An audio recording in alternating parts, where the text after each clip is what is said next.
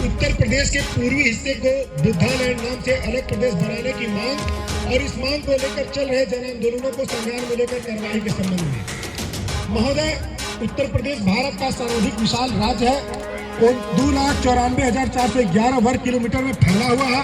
लगभग 24 करोड़ आबादी के साथ साथ भारत की जनसंख्या का 16% और भारत के कुल भूभाग का 9% हिस्सा केवल उत्तर प्रदेश में है।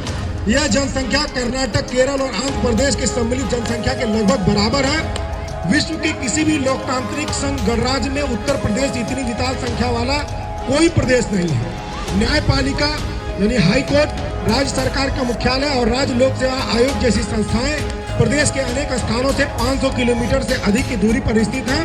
इससे प्रदेश के निवासियों को प्रदेश की प्रशासनिक और संवैधानिक संस्थाओं तक पहुंचने में अत्यधिक कठिनाई होती है और अधिकांश जनसंख्या इसके उपयोग से वंचित रहती है। इस प्रकार प्रदेश का विशाल आकार प्रशासनिक दृष्टि से कुशासन और भ्रष्टाचार पैदा करता है और सरकार और जनता से संपर्क लगातार कम होता रहता है। देश के बाहर और भीतर दोनों यह अनुभव बताते हैं कि समांतर छोटी प्रशासनिक इकाइयों में लोकतंत्र अधिक सफल है और इसका लाभ भी अधिक से अधिक लोगों तक पहुंच पाता है। महोदय, प्रदेश का तीव्र एवं संतुलित सामाजिक और आर्थिक विकास न होने के कारण उत्तर प्रदेश देश के अन्य प्रदेशों की अपेक्षा पिछड़ा हुआ है। इस विशाल प्रदेश के विभिन्न भागों के क्षेत्र और विशिष्ट आवश्यकताओं की समझ न रखने के कारण प्रशासन की व्यवस्था और योजना पूर्ण रूप से सफल नहीं हो पा रही है। इसलिए उत्तर प्रदेश के विभिन्न भागों में मिट्टी की किस्म, जलवायु और संरचनात्मक और अन्य आधारभूत सुविधाओं की उपलब्धता, जनसंख्या का घनत्व, प्रति व्यक्ति आय, सामाजिक क्षेत्र का विकास आदि महत्वपूर्ण भिन्नताओं को समझने की गंभीर आवश्यकता है। प्रत्येक क्षेत्र के विकास के लिए विशिष्ट और जन आधारित नीति अपनाई जाने की आवश्यकता है। महोदय, उत्तर प्रदेश यदि एक अलग देश होता तो विश्व का 7वां और सबसे बड़ा प्रदेश होता।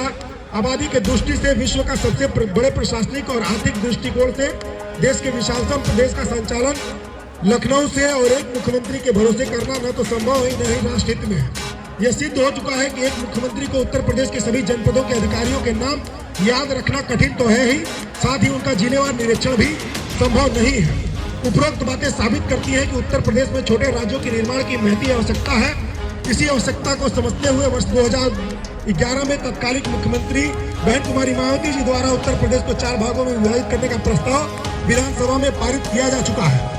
महोदय, उत्तर प्रदेश में छोटे राज्यों के निर्माण हेतु जन आंदोलन के क्रम में पूरी उत्तर प्रदेश के 27 जिलों में बहराइच, श्रावस्ती, बलरामपुर, गोंडा, सिद्धार्थनगर, महाराजगंज, कुशीनगर, गोरखपुर, बस्ती, संत कबीरनगर, अम्बेडकर नगर, देवरिया, सुल्तानपुर, आजमगढ़, मऊ, बलिया, प्रतापगढ़, जौनपुर, गाजीपुर, कौशाम्बी, फैजाबाद, इलाहाबाद, वाराणसी, मिर्जापुर, चंदौली, सोनभद्र को अलग राज्य का दर्जा दिलाने जाने की मांग को लेकर के हम पूर्वांचल सैनिक नगर, अम्बेडकर नगर, देवरिया, सुल्तानपुर, आजमगढ़, मऊ, बलिया, प्रतापगढ़, जौनपुर, गाजीपुर, कौशाम्बी, फैजाबाद, इलाहाबाद, वाराणसी, मिर्जापुर, चंदौली, सोनभद्र को अलग राज्य का दर्जा दिलाने जाने की मांग को लेकर के हम पूर्वांचल सैनिक 2006 से संघर्षरत हैं। प्रदेश में सत्ता के विकेंद्रीकरण, समाज के अंतिम नागरिक तक शासन सत्ता की पहुंच, शिक्षा, रोजगार और मानवीय संसाधनों की प्राप्ति हेतु सभी को समान अवसर उपलब्ध कराने के उद्देश्य को लेकर पूर्वांचल सेना का संघर्ष सड़कों पर है। पूरी उत्तर प्रदेश के 27 जिलों में तथागत बुद्ध की सांस्कृतिक और ऐतिहासिक घाटियों में जनमानस में बुद्ध के लिए भावनाओं को देखते हुए इस क्षेत्र को बुद्धालैंड नाम से अलग राज्य का दर्जा दिलाए जाने की मांग किया जा रहा है। बुद्धालैंड नाम से राज्य का गठन का मकसद इस क्षेत्र के सांस्कृतिक और ऐतिहासिक प्रतिनिधित्व को सुनिश्चित करने के साथ साथ विकास की राह से भटक चुके इस क्षेत्र को इसकी मुख्य धारा में वापस लाकर इसे पुनः विश्व फलक पर करना है। महोदय, 22 करोड़ की भारी भरकम आबादी वाले उत्तर प्रदेश में मुख्यालयों की दूरी और सत्ता का लखनऊ में केंद्रीकरण ने उत्तर प्रदेश के इस भयंकर बेरोजगारी, शिक्षा, प्रतिभा पलायन, जातीय और धार्मिक हिंसा, इंसेफेलाइटिस जैसी महामारी आदि समस्याओं का घर बना दिया है। महोदय, यह भी बताना है कि यह क्षेत्र पूरे देश में एशिया के महाद्वीपों को गौरवान्वित करने वाला रहा है। बौद्ध काल के 16 महाजनपदों के गणतंत्र के रूप में पूरी दुनिया को लोकतंत्र की अवधारणा प्रदान करने वाला यह क्षेत्र है। इस क्षेत्र से निकले बुद्ध के संदेश ने पूरी दुनिया में मानवता, भाईचारा और बराबरी की शिक्षा दी है, जिसकी जरूरत आज पूरे देश को है।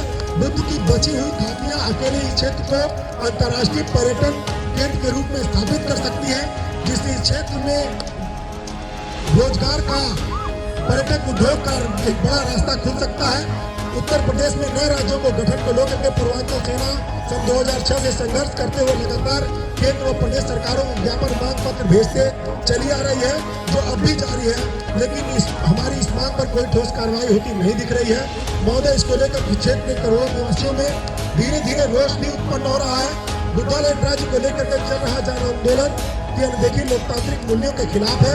महोदय, आज बुद्धा लैंड राज्य की मांग को लेकर के पुनः गोरखपुर में आयोजित हुए रैली में पूर्व उत्तर प्रदेश के 27 जिलों से आए हुए प्रतिनिधियों के साथ साथ हजारों की संख्या में मौजूद जनता की ओर से आपको एक ज्ञापन भेजकर यह अनुरोध करते हैं कि व्यापक जनहित में उत्तर प्रदेश का छोटे राज्यों में सृजन करते हुए पूरी उत्तर प्रदेश के 8 करोड़ जनता के भविष्य बुद्धा लैंड राज्य को गठन हेतु आवश्यक कार्यवाही करने की कृपा करें।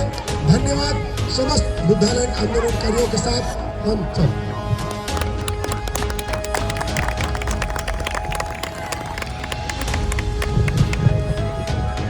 आप लोगों की तरफ से ये जो ज्ञापन